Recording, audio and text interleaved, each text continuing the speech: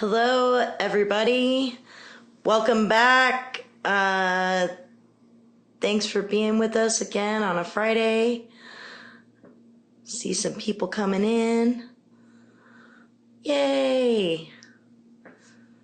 See if Ashante is out there.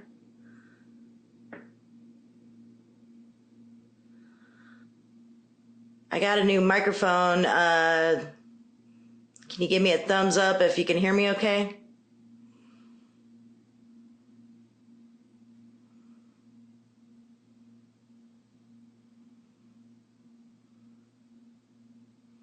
Nice, thank you.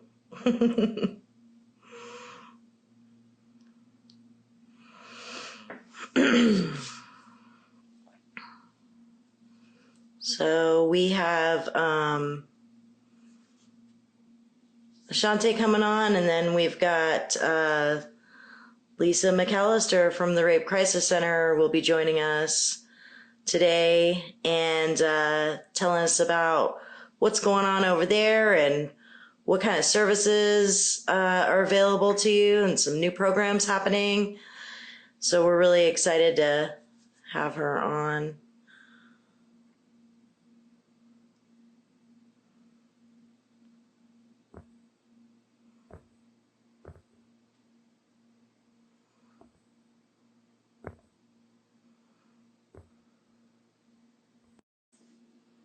Hi, Ryan.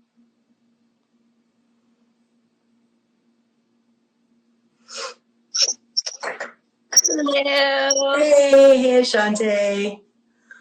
Hey, AJ. Woo! Another Friday. Another Sex Ed Summer Series. Yes. How's your Friday going? It's going good. Lots of work. Hi, Ryan. Yeah, we're really, we've been working hard today to get those videos up on YouTube. Yeah. This has been a fun process. A fun learning time for us all. And I'm excited for Lisa McAllister to join us on the live today. Yeah. Like, tell us a little bit more about what's going on at the Rape Crisis Center, and then Hollaback Vegas, which I'm excited to learn more about and share with all of you. Yep. And go ahead. Oh, no, I was just saying awesome. I guess, well, I will hop off so that Lisa can hop on, and I will see y'all after the interview. All right. Thanks, Ashante. See you soon. Just wait for Lisa to come on. Thanks for jumping in, Ryan. It was good to see you. Just so everybody knows, also, we do have in-person groups. So on Tuesdays, we are meeting at the center from 4 to 5 p.m. And you can come in if you're between the ages of 13 to 17 at that time. And come and see us. We're at 50% capacity, so you do have to wear a mask and there will be social distancing, but come see us. Hi, Lisa. Hi. Still kind of getting the hang of this, so thank you so much for joining us today. I'm glad to be here. Thank you for asking me. How are you doing? I am doing pretty well considering the state of the world as we live in it. Yes, I know. So we have known each other through a few incarnations of work that we've done. What has brought you to the Rape Crisis Center? Well, I have been with the Rape Crisis Center since 2014. I started there as a volunteer, and I was actually in law school in the fall of 2013 and really did not like that. And I absolutely support anybody who wants to go into law school. It's empowering. It gives you tools that you can do a lot of different things, not just be an attorney. But for me, at the stage of my life, I did not want something so adversarial. I was looking for something that was more collaborative. And so Yeah. I wanted to be an advocate, I wanted to speak for people. And that wasn't as clear of a path in law school. So I looked up advocacy and I started volunteering actually with the Jean Nidetch Women's Center at UNLV. Right. And they steered me to Rape Crisis Center. I got trained there. And then I started working at UNLV and did their training and then presented training for them. And then RCC hired me on as a full-time employee. So Awesome. And you also come and train for our CAN program. yes, I love that. It's always so invigorating. It's I always learn something every time I come and train with y'all. So I always look forward to that. I think that that's fantastic. Well, we always learn something from you, so we appreciate that. Well, I sure hope so. Otherwise, I'm not doing my job. So you mentioned, the stuff that's going on in the world today. What are some things that you do for your own self-care? Well, my self-care is not as good as I would hope it is. I have a lot of coworkers who are way better at it than me.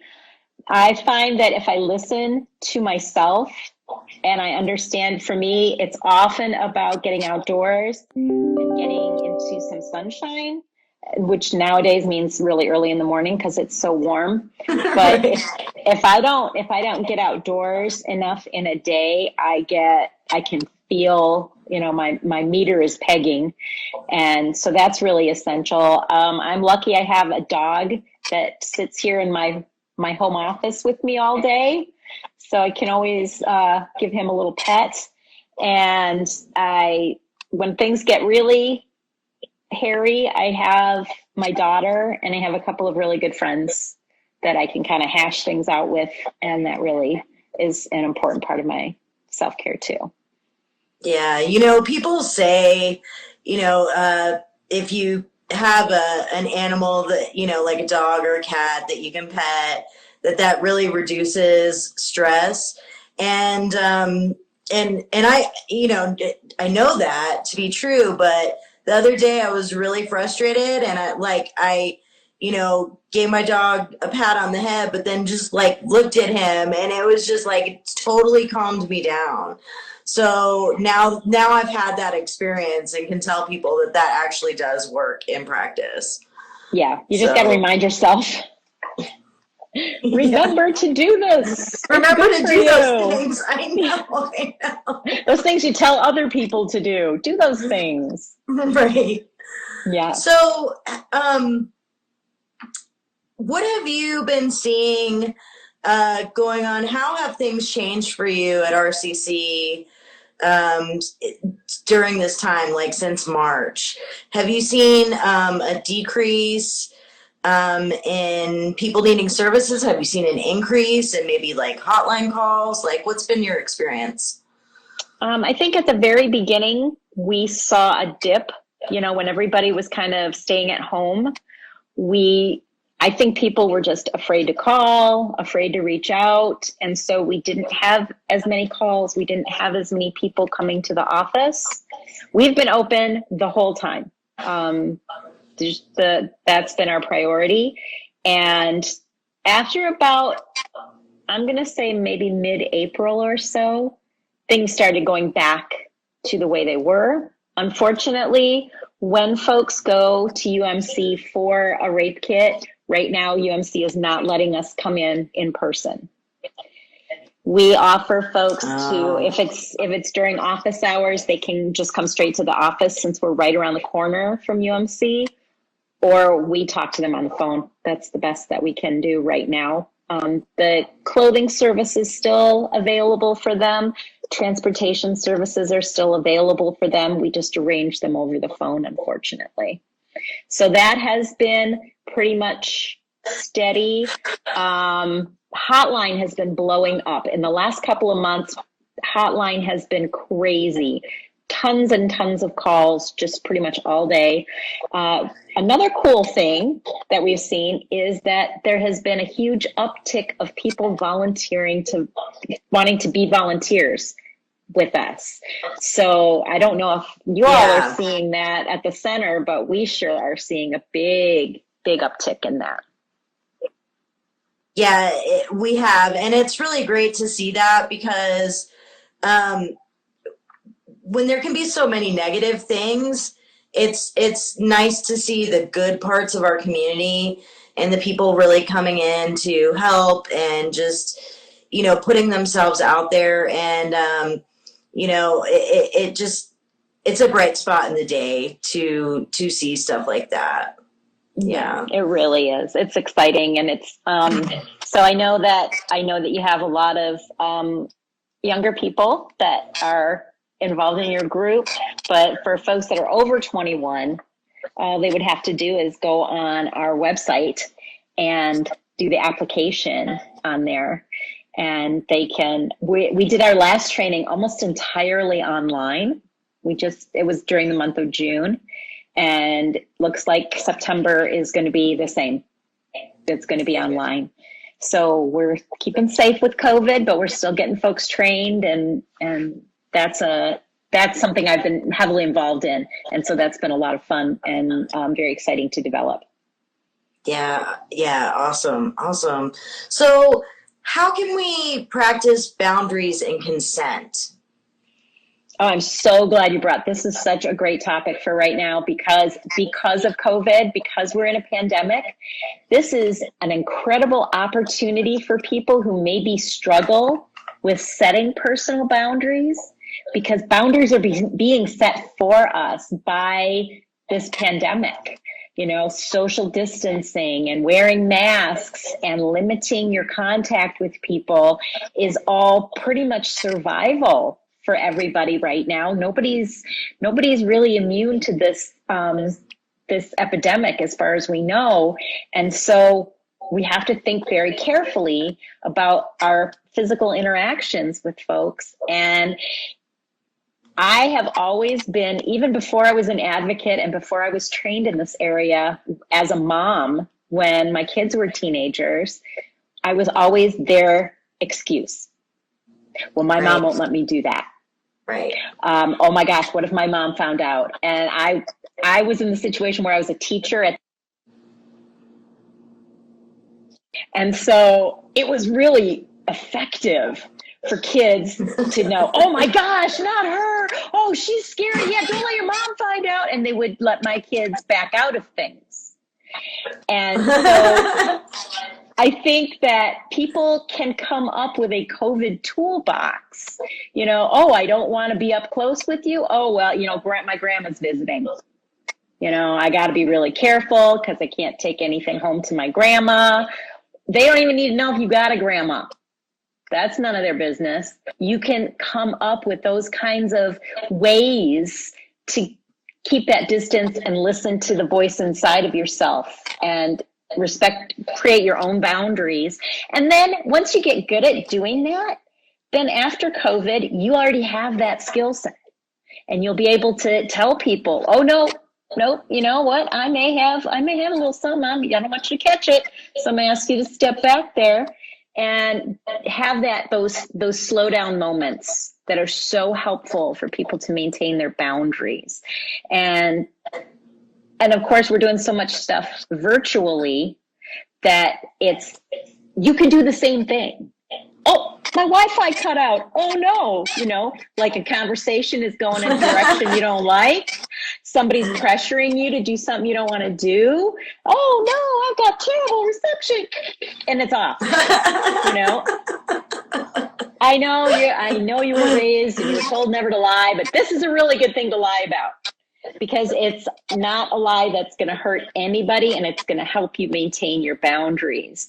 So I think that this is an opportunity for us to build those skills so that when we are in more direct contact with each other, we feel like we're in control. we get to control what happens to us. And that's really the key to diffusing interpersonal violence, is understanding we get to be the boss of us. We get to decide what happens to us.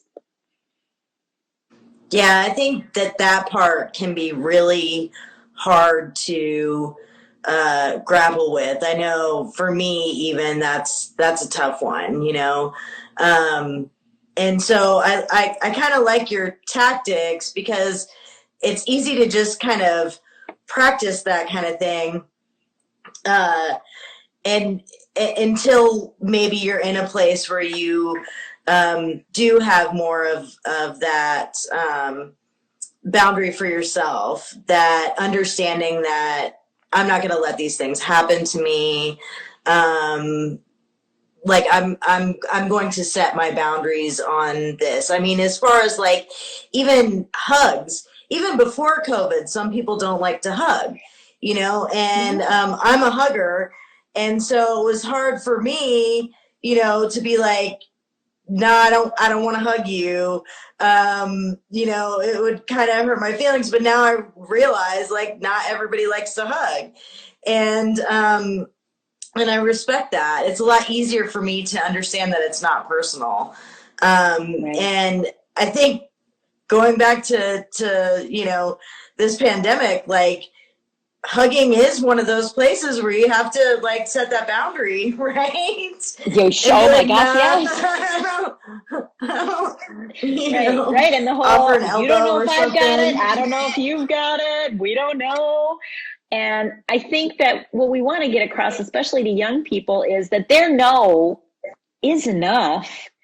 But when you're young, it's really hard, because our society doesn't listen to young people. They don't value them. They don't think that they're valid in what they say. And so you're getting these messages all the time as a young person that you don't have anything to say about this.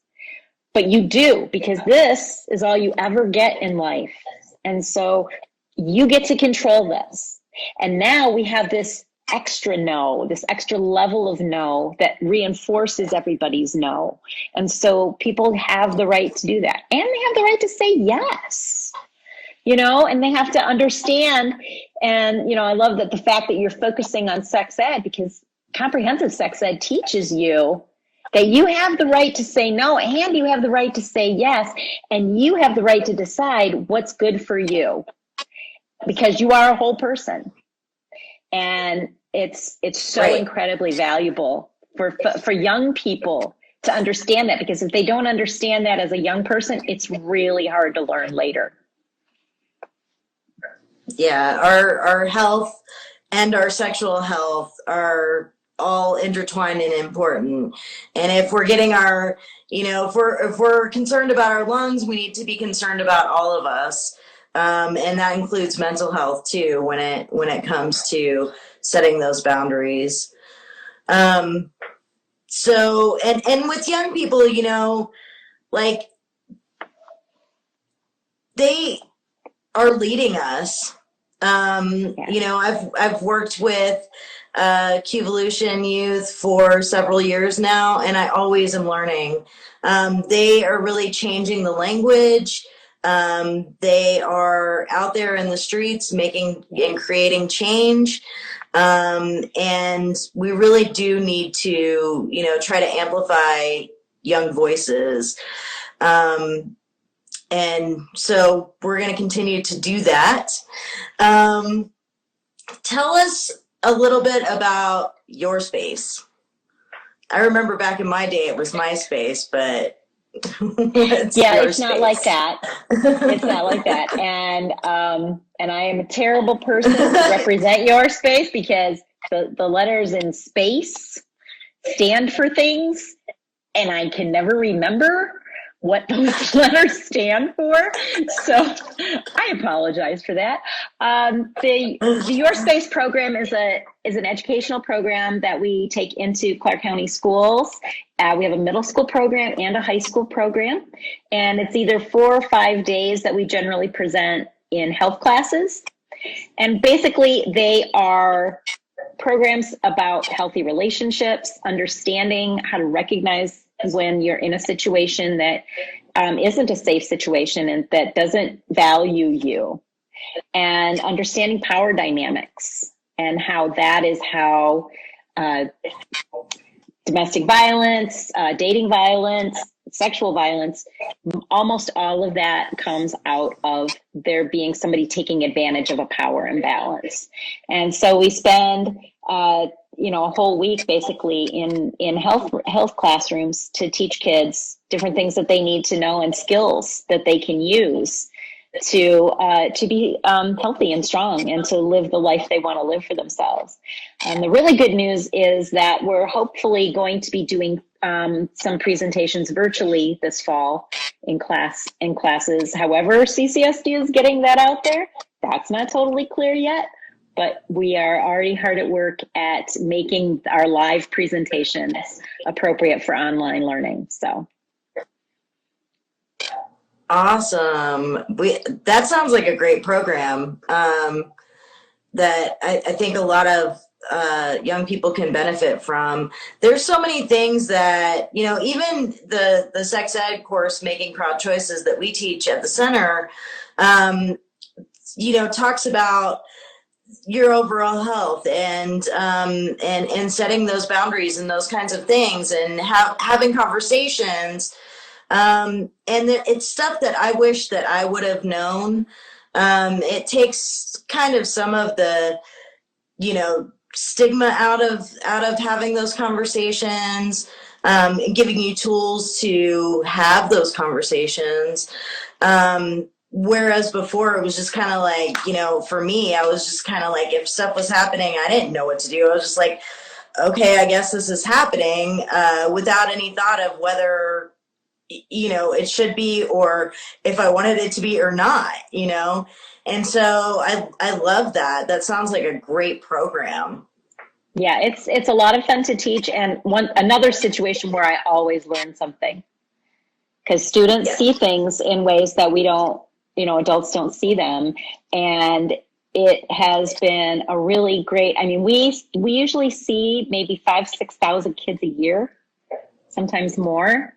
Wow. And so we get a lot of feedback from students who maybe are talking about issues that they've never talked about before, and especially not in school, and giving them, these opportunities to talk about these awkward things and resources for when they know there's a problem. They may not want to share it with their facilitator that comes to their school, but they would like to know who they can reach out to. So we provide that as well.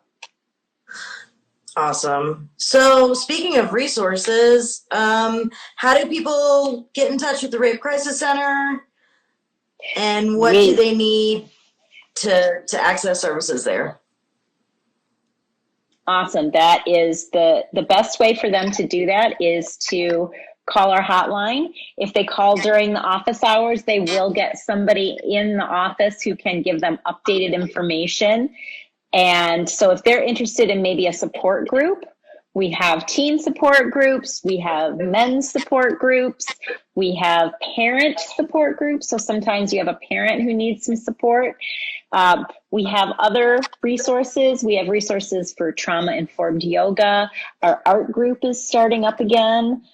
Some groups are online, some groups are live. That's best found out through a phone call to our office.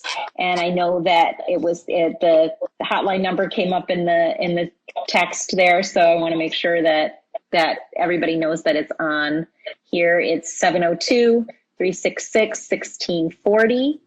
And we also have, some folks don't know, but we do have one-on-one counseling for sexual violence survivors. And it doesn't matter when it happened. It could have happened 10 years ago. It could have happened 10 days ago. But we have counseling that is not based on ability to pay. And we take kids as young. I think our youngest client right now is like 4. So we take people of all ages. That's awful, but it's important to have that resource.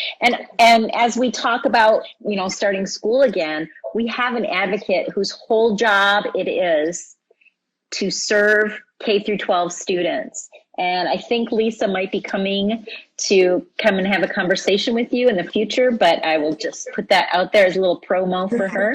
But if folks are thinking about, oh my gosh, I don't want to go back to school because so-and-so will be there, this is a great time to reach out to the Rape Crisis Center and talk to our advocate, Lisa, and see what's available for you so that you can feel safe. Even with online school, you can feel safe. Yeah, and I know, and I've worked with y'all for so long. Like I mentioned, you have taught at our advocacy training. I just wanted to let people know that the Rape Crisis Center is open to anybody, regardless of sexual orientation or gender identity. And I wanted to put an emphasis on the fact that you have groups for male survivors, because like literally nobody does that. And it's something that, I think you and I both have been advocating for a long time. And so I just want people to know that, if you're anywhere in the LGBTQ spectrum, you're welcome at the Rape Crisis Center, and they will help you out if you need the help. Which I just want to throw in, we also have an all gender group. So we have a women's only, a men's only, and an all gender group. That's great too. Yeah, so that's really important, because sometimes you don't feel comfortable with either one or the other, and you would like it to just be everybody. And so we do have an all gender group as well. Wow, that's amazing. That's amazing. I just thank you so much for being with us. Thank you for all the work that you do. What an incredible organization. Is there anything else that you want us to know before we go? I am just always pleased and proud to be a part of the community that we have built with the center. I am blessed to have a queer daughter, and I know that she takes advantage of the resources in the city where she lives. And so I love to support you all because I feel like I'm supporting her at the same time. Absolutely. Well, thank you so much. And on that note, we'll say goodbye for now. And thank you again. Thanks.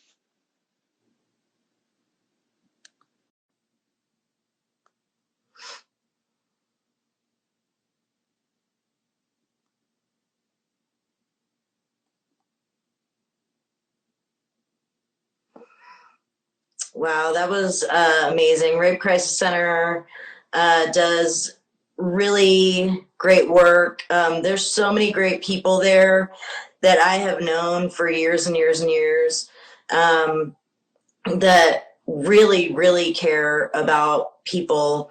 And yes. Oh, Lisa was so wonderful. Yeah, I just can't say enough good things about RCC. Yes, the Rape Crisis Center, truly amazing. And just hearing about all the support groups, the Your Space program going on in CCSD schools, just a lot of great information today that I'm really glad everybody got to hear. Yep. And we will have this video saved and up on YouTube soon. So if anybody missed this today, or maybe you wanted a friend to see it and they weren't able to make it, or if you're coming in at the end right now and you missed it, it'll be up on YouTube for you to view later, and we'll have more information about the Rape Crisis Center for those who need access. And just wanted to, point out one other thing that Lisa mentioned. If you are 21 or over and you want to be an advocate for people who might be calling the hotline at the Rape Crisis Center, they have a course for you to be able to do that. So if you want to volunteer there, reach out to Lisa. Yes, absolutely. And I did, when y'all were talking about your pets and how that's so important for self-care, I wanted to give a shout out to my little pup. Oh! Just really enjoying what y'all were sharing. So sad. It is truly important. Pets really help. I know. I'd never, I guess, like I'd never had actually pet one of my pets during a time of it's a really weird way to say that, but during a time of like being in not necessarily crisis, but frustration, panic, and I was notably changed. Yes. And so I thank him for being my pup, and I don't deserve him. Aww. Yeah, no, pets are amazing. And yeah, thank you everybody for participating in the videos, for watching, learning more. And we do this every Friday with different organizations all around Las Vegas. And they are also always posted on our Instagram account and our YouTube, just like AJ said. Yep. So with that, I hope we see you next Friday, and I hope you've enjoyed today. And reach out to Lisa if you need more information.